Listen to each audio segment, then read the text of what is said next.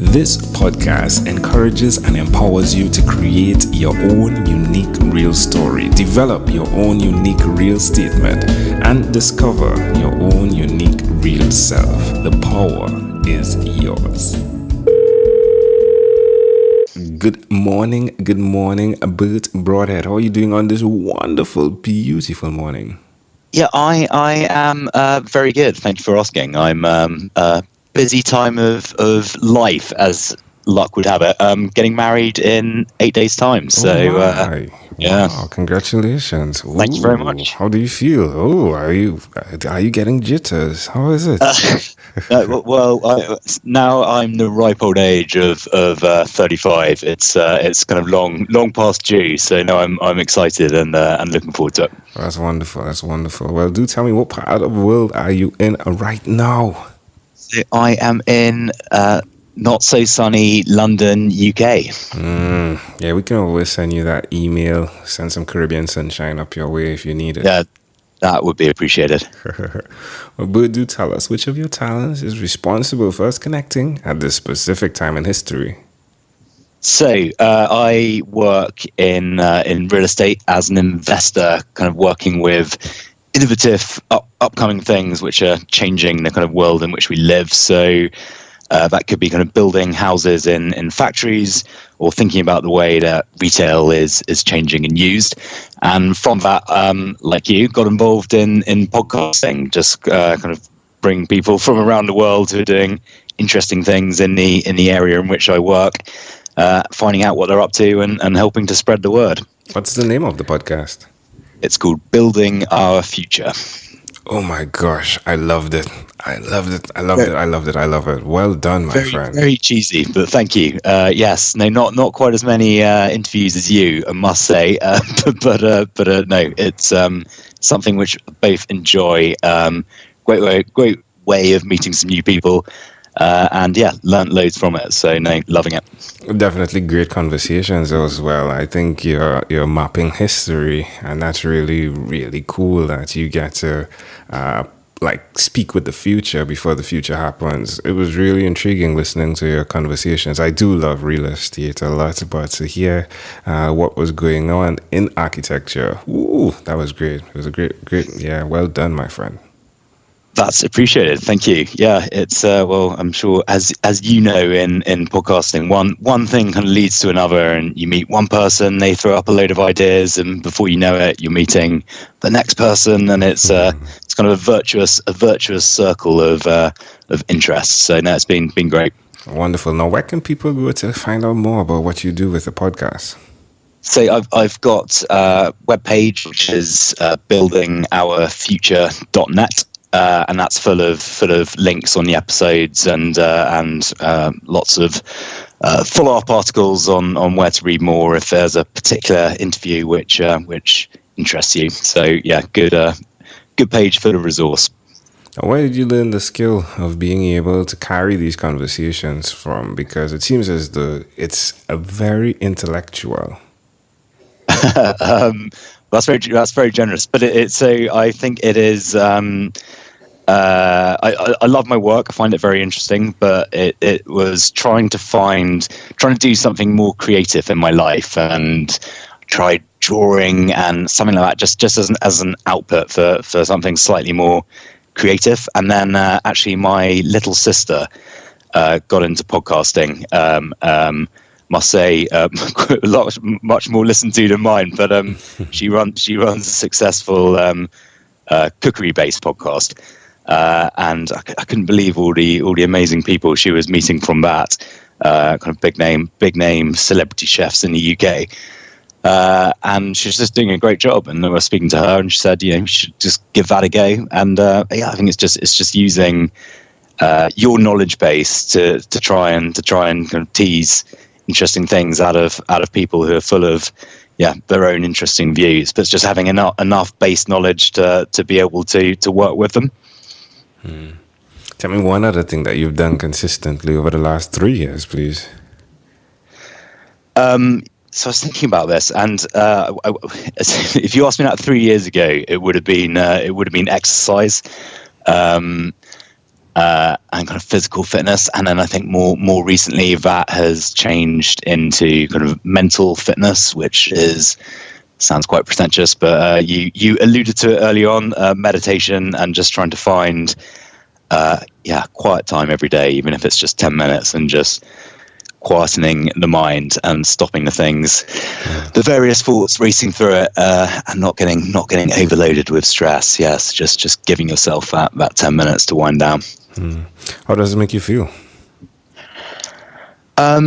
Good, but I think the key to it, from my point of view, has been understanding that it's not so much that you get there's no endorphin rush which you might get through physical exercise. It's more what you don't get, which is stress and anxiety. So I view it as a kind of preventative measure rather than something I'm doing to get that buzz.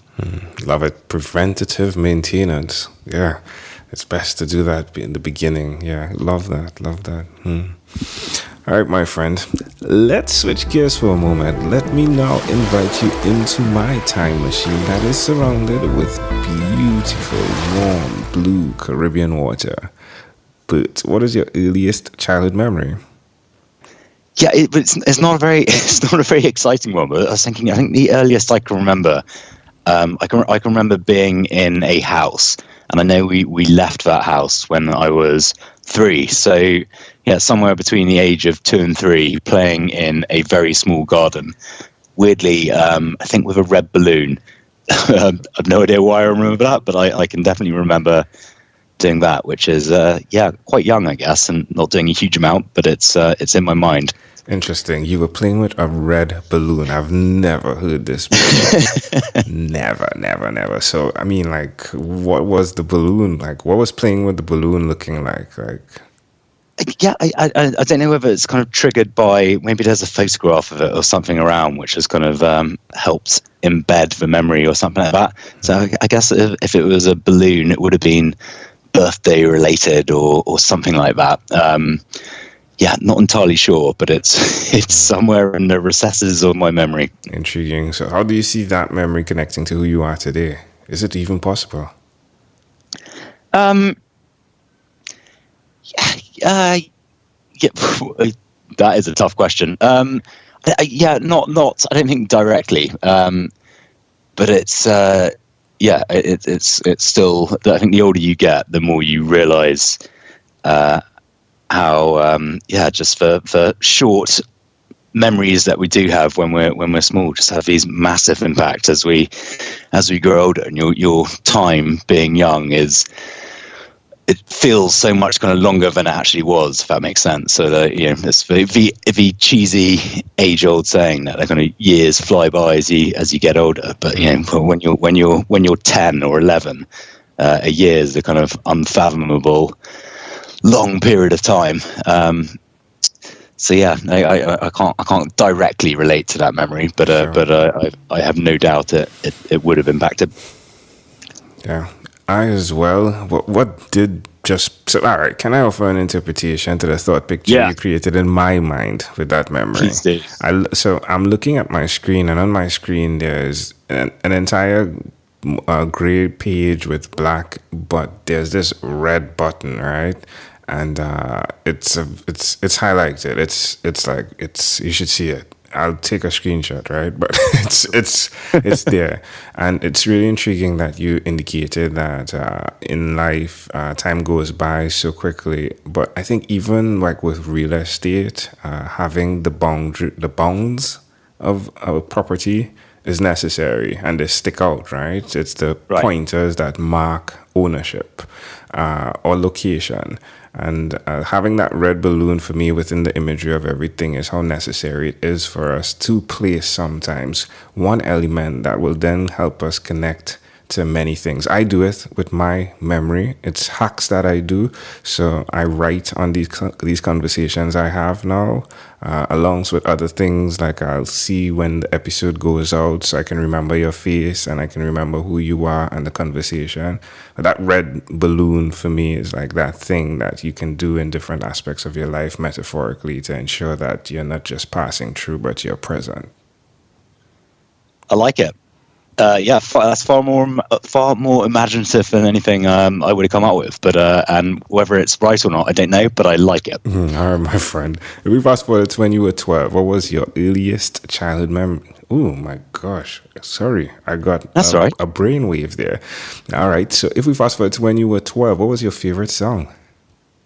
Yeah, I am going to go for. I had a lot of loved music back then, and a lot of it was really bad. But I'm going to go for a band called the Lightning Seeds and a song called Pure. All right. Which is just kind of, I haven't heard it for ages, but it's kind of happy.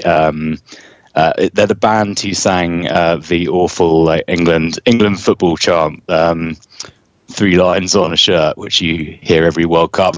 But they did do some kind of light pop music, and that was always kind of a nice upbeat, easy song.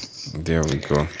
All right, Bert. Well, we've arrived at our destination, but before we get off of this time machine, there's a small declaration form, so it's yes or no. We're going to move pretty quickly here. Are you ready? Yeah. Bert, have you chosen someone to pass on your skills to?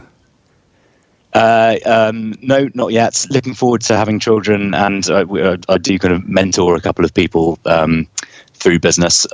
So yeah, it's a mixed bag. No 100% focused target at the moment. All right, so you are the guy that's engaged. You're almost married. You don't have children just yet. Do you believe in God? Yes, I do. Do you have an inner circle of friends? Yes. Do you watch TV for more than 3 hours a day? No. How about 3 hours a week? Sometimes. What about screen time? The phone and the computer, is it more than 8 or less than 8 hours a day? Oh, I really hope it's less than 8. It's probably quite close. If you had to share with us your own unique real statement, Bert, a statement that represents who you are, Bert Broadhead, what would you say that is? Just always push yourself and always look to do things better or differently. But this has been a great pleasure hacking into your mind and the red balloon, I must say. Before you leave, is there anything else you'd like to share with our amazing audience? No, it's been a pleasure to be on, and thank you for getting my Friday morning off to a lovely start. That's Appreciate wonderful. And to you, for me as well, great conversation, Bert. Great. Thank you for being on what is inspired by 12-minute convos with Angel Jones. Thanks, Angel. Speak soon. Bye. This segment has been brought to you by Amazel Enterprise.